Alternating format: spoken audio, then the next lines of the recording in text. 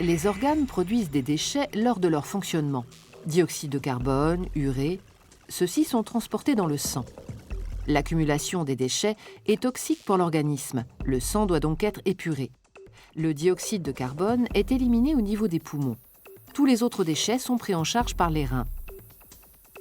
Les 5 litres de sang de notre corps passent 36 fois par jour dans les reins.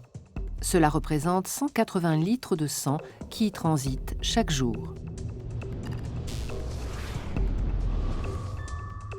Lorsque le sang entre dans les reins, il est chargé d'impuretés.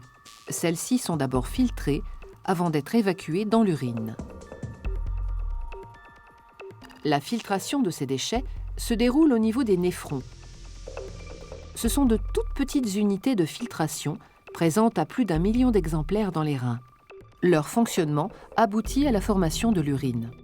L'urine contient donc les déchets du sang, mais aussi et surtout de l'eau. Elle représente 95% de son volume. Nous produisons 1,5 litre d'urine chaque jour. Cela explique en partie nos besoins en eau de plus de 2 litres par jour. L'urine quitte les reins par les uretères pour atteindre la vessie où elle est stockée. Lorsque le volume d'urine dans la vessie dépasse 200 ml, sa paroi se dilate, ce qui entraîne l'envie d'uriner.